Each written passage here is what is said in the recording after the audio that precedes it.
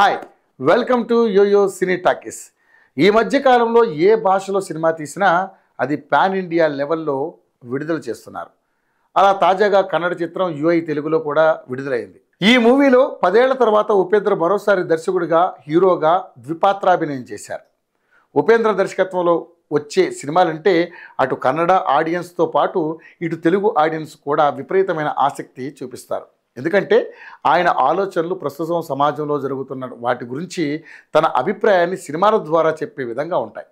వాటిని తన టేకింగ్తో చాలా బోల్డ్గా చెప్పే ప్రయత్నం చేస్తుంటాడు. అందుకే ఆయన సినిమాలకు ప్రత్యేకమైన క్రేజ్ ఉంటుంది. చాలా కాలం తర్వాత తనదైన మార్కుతో తీసిన యుఐ చిత్రం నిన్న తెలుగు, కన్నడ, హిందీ మరియు తమిళం భాషల్లో గ్రాండ్గా విడుదలైంది. మొదటి ఆట నుంచే సూపర్ హిట్ టాక్ని సొంతం చేసుకుంది. ఉపేంద్ర దర్శకత్వంలో వచ్చే సినిమా అంటే ఆడియన్స్ ఎలాంటి అంచనాలతో థియేటర్స్లోకి అడుగు పెడతారో ఆ అంచనాలకు మించి ఈ చిత్రం ఉంది. అందువల్ల ఓపెనింగ్స్ అదిరిపోయాయి.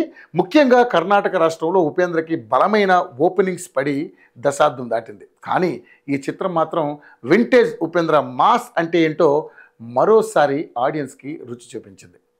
బుక్ మై షో యాప్లో ఒక్కరోజు ఈ చిత్రానికి 1,00,000కు పైగా టికెట్స్ అమ్ముడుపోయాయట.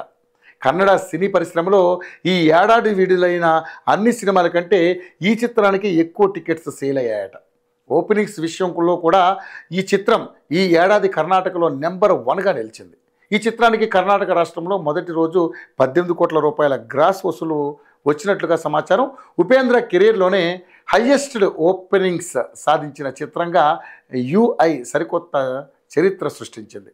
కేవలం ఉపేంద్ర కెరీర్లో మాత్రమే కాదు, కర్ణాటకలో ఆల్ టైమ్ టాప్ 5 ఓపెనింగ్స్ సాధించిన చిత్రాల్లో యుఐ నిలిచింది. ట్రెండ్ చూస్తుంటే ఖచ్చితంగా ఈ చిత్రం వీకెండ్కి 50 కోట్ల రూపాయలకు పైగానే గ్రాస్ వసూళ్లను రాబట్టి ఫుల్ రన్లో 100 కోట్ల రూపాయలకు పైగా గ్రాస్ వసూళ్లను అవలీలగా అందుకునే అవకాశం ఉంది. కేవలం 100 కోట్ల రూపాయల వద్దనే ఈ సినిమా ఆగే అవకాశం లేదు. ఇంకా ఎక్కువ వసూళ్లను రాబట్టినా ఆశ్చర్యపోనక్కర్లేదు. చూడాలి మరి ఈ చిత్రం ఫుల్ రన్లో ఏ రేంజ్కి వెళుతుందో.